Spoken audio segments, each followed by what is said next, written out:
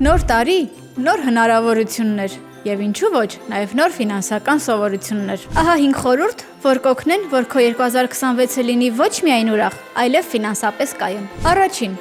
սահմանիր կոնկրետ նպատակներ։ Որոշիր ինչի համար ես խնայելու։ Ճանապարհորդություն, տուն կամ ներդրում։ Հստակ նպատակը հեշտացնում է խնայելը։ Երկրորդ.